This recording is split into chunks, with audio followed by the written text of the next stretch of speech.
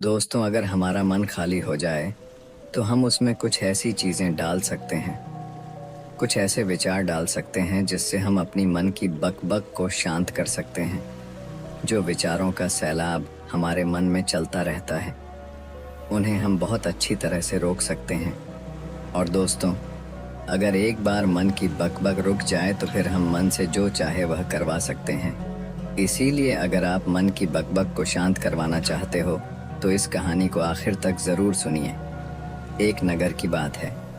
उस नगर में एक नौजवान युवक रहता था। उसका नाम आदर्श था। उसे एक समस्या थी और उसकी समस्या यह थी कि उसका मन हर समय भटकते रहता था। उसके मन में हर समय कोई ना कोई नकारात्मक विचार चलते रहते थे। उसके मन की बकबक कभी शांत नहीं होती थी। वह जब भी कुछ सोचकर करता तो कुछ अलग ही कर देता।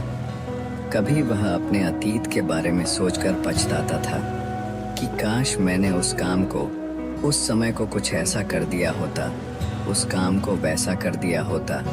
या फिर वह अपने भविष्य के बारे में सोचता रहता और डरता रहता कि कहीं भविष्य में ऐसा हो गया तो क्या होगा, कहीं मैं असफल हो गया तो क्या होगा, अगर मुझसे कोई गलती हो गई तो लोग मेरा मजाक उड़ाना शुरू कर देंगे।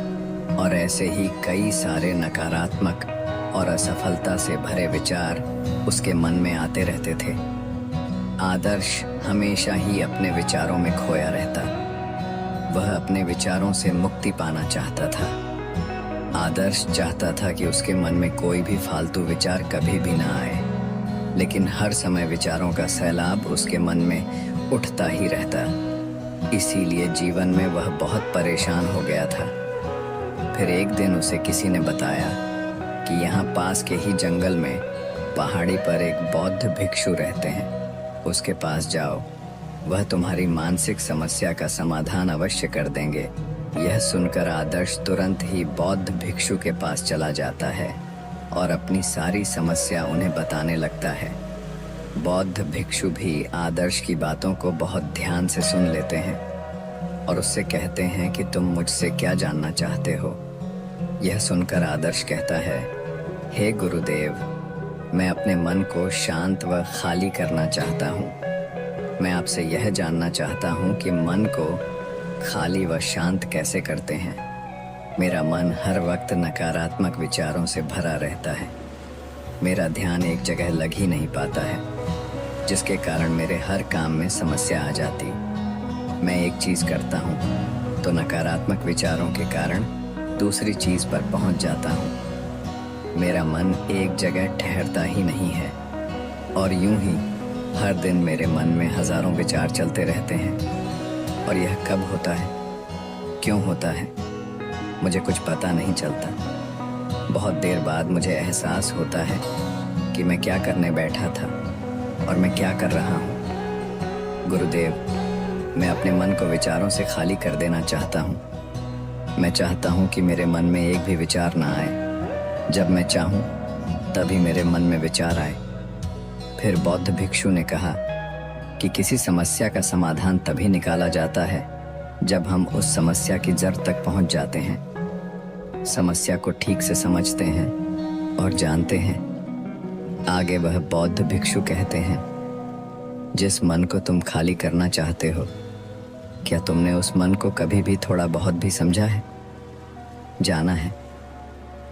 यह सुनकर आदर्श ने कहा कि गुरुदेव, मैंने अपने मन को जानने की बहुत कोशिश की है, लेकिन मैं जितना इसके बारे में जानता हूँ, मेरा मन उतना ही रहस्यमय हो जाता है। फिर बौद्ध भिक्षु ने उस युवक को एक घड़ा देते हुए कहा कि जाओ, इस घड़े में छोटे छोटे पत्थर भर कर लेकर आओ। फिर वह युवक वहां से गया और छोटे छोटे पत्थर भर कर लेकर आया और उस घड़े को बौद्ध भिक्षु के पास रख दिया। फिर बौद्ध भिक्षु ने उस युवक से कहा कि इस घड़े को तुम अपना मन समझो और इस घड़े में भरे पत्थरों को अपने विचार समझो। अब इस घड़े में और पत्थर डालो। उस युवक ने घड़े में और पत्थर डालना शुरू किया, क्योंकि घड़ा पहले से भरा हुआ था। एक दो पत्थर डालने के बाद बाकी सारे पत्थर नीचे गिरने लगे। फिर बौद्ध भिक्षु ने उस युवक से कहा, रुको, जरा ध्यान से देखो, अब घड़े में पत्थर नहीं आ रहे हैं, बल्कि पत्थर नीचे गिर रहे हैं, क्योंकि यह एक घड़ा है जो इसमें आ सकता था, वह आ गया। अब इसमें और पत्थर नहीं आएंगे। अगर दूसरे पत्थर डालना है तो पहले वाले पत्थरों को निकालना होगा। यह सुनकर उस युवक ने कहा, गुरुदेव, मैं आपकी बात समझ गया हूँ कि आप मुझे क्या बताना चाहते हैं। हमें अपने मन को विचारों से ही खाली कर देना चाहिए। आदर्श की यह बात सुनकर बौद्ध भिक्षु मुस्कुराने लगे और कहा, पहले मेरी पूरी बात तो सुन लो, उसके बाद मन को खाली कर लेना। फिर बौद्ध भिक्षु ने उस युवक को कहा कि हमारा मन एक घड़े के बिल्कुल उल्टा है, कि घड़े को तुम पत्थरों से भर सकते हो, लेकिन मन को विचारों से नहीं भर पाओगे, क्योंकि मन तो हमेशा खाली रहता है। यह सुनकर उस युवक ने कहा, गुरुदेव, मुझे आपकी बातें कुछ समझ नहीं आ रही हैं। मन अगर खाली रहता है तो फिर हम उसे खाली करना क्यों चाहते हैं? फिर मन को खाली करने की क्या ही आवश्यकता है? फिर बौद्ध भिक्षु ने उससे कहा कि इस घड़े से एक एक करके पत्थरों को बाहर निकालो। आदर्श ने वैसा ही किया। वह घड़े में से एक एक करके पूरे पत्थरों को बाहर निकालता रहा और ऐसा करते करते सारा घड़ा खाली हो गया। फिर बौद्ध भिक्षु ने उस युवक से कहा, देखा तुमने, जब एक एक करके तुमने पत्थरों को बाहर निकाला तो यह घड़ा खाली हो गया। अब तुम इस घड़े में कोई भी पत्थर डाल सकते हो, दूसरे पत्थर डाल सकते हो, या फिर उन्हीं पत्थरों को दोबारा डाल सकते हो, आधा भर सकते हो, या फिर पूरा भी भर सकते हो। फिर वह युवक कहता है, गुरुदेव, मैं भी तो यही कह रहा हूँ कि मुझे अपने मन को खाली करना है। यह तो एक पत्थर है, इसे आसानी से निकाला जा सकता है और घड़े को खाली किया जा सकता है, लेकिन गुरुदेव, मैं अपने मन को खाली कैसे करूं? फिर बौद्ध भिक्षु ने कहा, इस घड़े में एक पत्थर डालो और 2 पत्थर निकालो। यह सुनकर उस युवक ने कहा, गुरुदेव, यह कैसे हो सकता है? जब इस घड़े में एक पत्थर होगा तो एक ही पत्थर निकलेगा, 2 कैसे निकालेंगे? फिर बौद्ध भिक्षु ने उससे कहा, ऐसा नहीं हो सकता है, तो ऐसा ही करो कि इस घड़े में 2 पत्थर डालो और 4 निकालो। आदर्श ने कहा, गुरुदेव, ऐसा कैसे हो सकता है? ये कोई चमत्कारिक घड़ा तो है नहीं कि 1 डालो तो 2 निकल आएंगे, 2 डालो तो 4 निकल आएंगे। यह सुनकर बौद्ध भिक्षु ने कहा, यह घड़ा तो चमत्कारिक नहीं है, लेकिन तुम्हारा मन तो चमत्कारिक है। उसमें से अगर तुम एक विचार बाहर निकालते हो तो उसके साथ 2 विचार आते हैं, और जब तुम उन 2 विचार को पकड़ते हो तो उसके साथ 4 विचार निकलते हैं, और फिर ऐसा करते करते विचारों की एक लंबी श्रृंखला बन जाती है, और फिर तुम कहीं नहीं रुकते, एक के बाद एक विचारों को पकड़ते जाते हो। यह मिट्टी का घड़ा तो पत्थरों से भर जाएगा, लेकिन तुम्हारा मन कभी नहीं भरता। वह हमेशा खाली है, लेकिन वह खाली नहीं करता। यह इस मन की माया है कि सब कुछ है, लेकिन फिर भी कुछ नहीं। फिर उस युवक ने कहा, गुरुदेव, मैं आपकी बात समझ रहा हूँ, लेकिन क्या मैं हमेशा अपने विचारों के जाल में ही फंसा रहूँगा? क्या मन के इस माया जाल से निकलने का कोई रास्ता नहीं है? फिर बौद्ध भिक्षु ने कहा, इस मिट्टी के घड़े में आधे पत्थर भर दो। फिर उस युवक ने ऐसा ही किया। फिर बौद्ध भिक्षु ने कहा, अब इन पत्थरों में से कोई एक पत्थर चुनो और उस पत्थर की एक छोटी सी मूर्ति बनाकर मुझे दे दो। मैं जानता हूं कि तुम एक अच्छे कलाकार हो। आदर्श ने एक पत्थर निकाला और उस पत्थर को बौद्ध भिक्षु के सामने ही तराशने लगा। पत्थर को तराशते वक्त उसे लगा कि यह पत्थर अच्छा नहीं है। फिर उसने दूसरा पत्थर घड़े से निकाला, लेकिन उसे वह पत्थर भी पसंद नहीं आया। फिर उसने तीसरा पत्थर निकाला, लेकिन वह तीसरा पत्थर भी उसे पसंद नहीं आया। उसका रंग अच्छा नहीं था। ऐसा करते करते उस युवक ने सारे ही पत्थरों को बाहर निकाल दिया। उस युवक को ऐसा करते हुए बौद्ध भिक्षु बड़े ही ध्यान से देख रहे थे। फिर बौद्ध भिक्षु ने उससे कहा कि जो तुमने सबसे पहले पत्थर निकाला था, उस पत्थर को यह समझकर तराशो कि इसके बाद तुम्हारे पास कोई और पत्थर नहीं है और यह एक ही पत्थर तुम्हारे पास है। फिर उस युवक ने, जैसा गुरुदेव ने कहा, उसी एक पत्थर को लेकर तराशना शुरू किया और उसने उस पत्थर से एक बहुत ही सुंदर मूर्ति बनाई और बौद्ध भिक्षु को भेंट की और बौद्ध भिक्षु से कहा, गुरुदेव, इस पत्थर से इतनी सुंदर मूर्ति बन सकती थी, मैं यह सोच भी नहीं सकता था।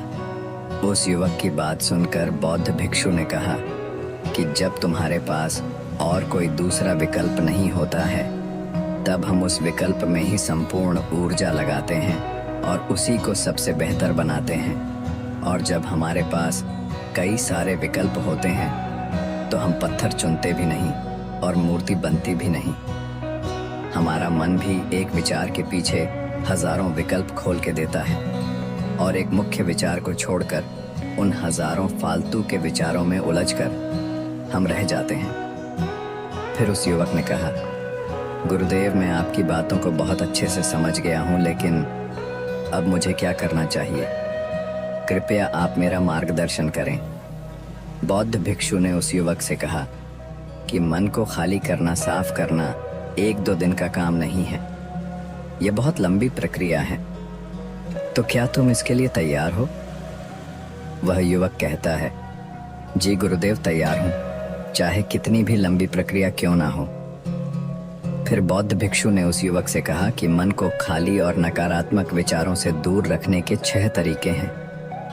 आओ उन्हें एक एक करके समझते हैं। पहला तरीका है कि ऐसे लोगों का साथ छोड़ दो जो तुम्हें कमजोर, पिछड़ा हुआ, लक्ष्यहीन महसूस कराए।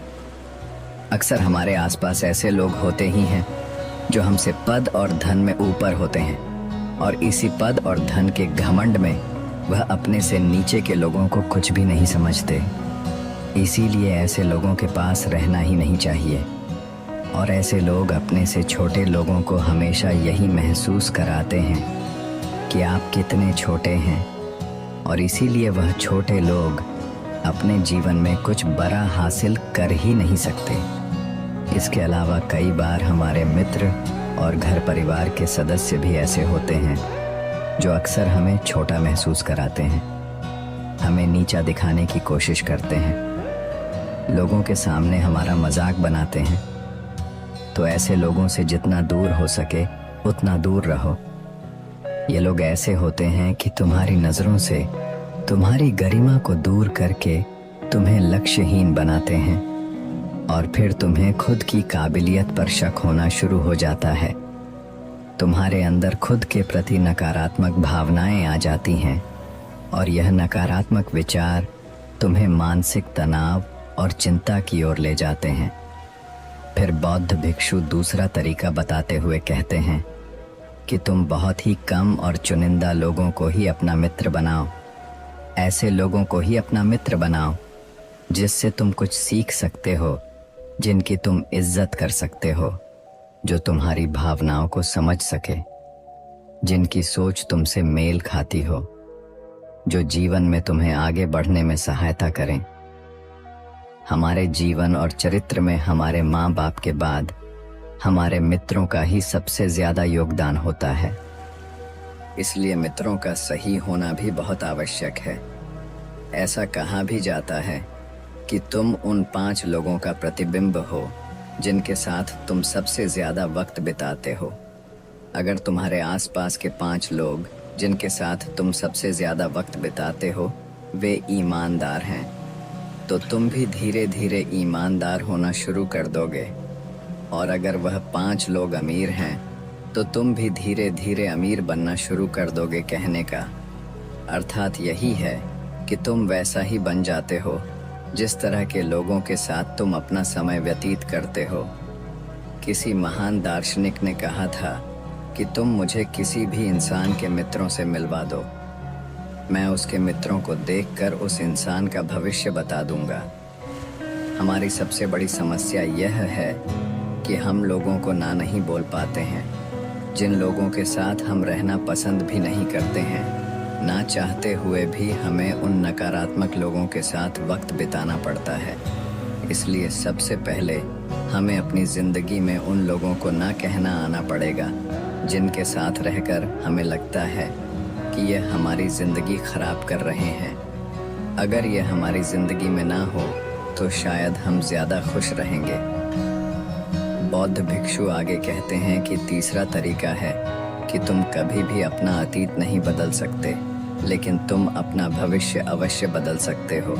इसलिए तुम्हें पूरी तरह से वर्तमान में रहते हुए उन चीज़ों पर, उन कामों पर ध्यान देना है जो तुम्हारे नियंत्रण में है, जिन्हें तुम आज कर सकते हो, अभी कर सकते हो।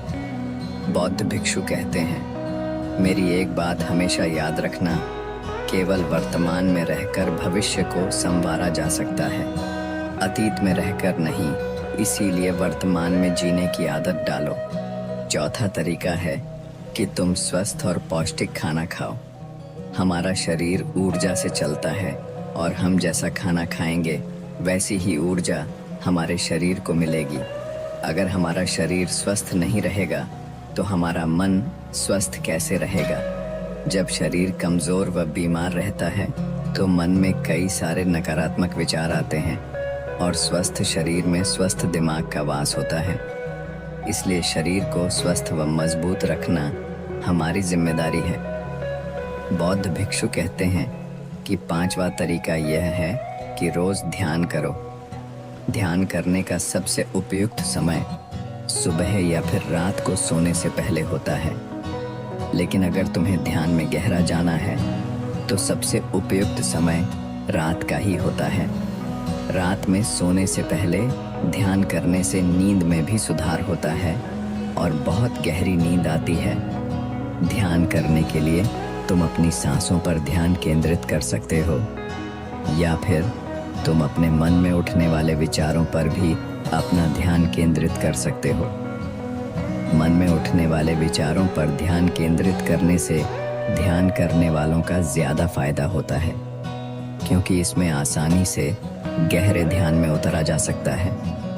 अगर तुम ध्यान नहीं कर सकते हो तो रोज खुद के साथ अकेले में वक्त बिताओ। खुद के व्यवहार को समझो, देखने की कोशिश करो कि मन में किस तरह के विचार उठ रहे हैं और क्यों उठ रहे हैं। बौद्ध भिक्षु आगे बताते हुए कहते हैं, छठा तरीका है कि तुम नए नए जगह घूमने जा सकते हो, क्योंकि एक पुरानी कहावत है कि एक लंबी यात्रा आपको हजारों किताबों के बराबर ज्ञान देती है। गौतम बुद्ध अपने जीवन काल में 9 महीने लगातार घूम रहे थे। उनके भ्रमण करने का यही कारण था कि नए नए जगह जाने से ज्ञान की प्राप्ति के साथ साथ मन को एक नयापन भी प्राप्त होता है। नई जगह घूमने जाने पर हमारा मन उत्साहित रहता है। तो दोस्तों, अगर आपको यह वीडियो अच्छा लगा हो और आप भी मेरी तरह भगवान बुद्ध को मानते हैं तो इस वीडियो को लाइक करें और ऐसी और प्रेरणादायक कहानी सुनने के लिए चैनल को सब्सक्राइब करके घंटी को ऑल पर सेट करें, ताकि हमारी सभी नई की नोटिफिकेशन आप तक सबसे पहले पहुंचे।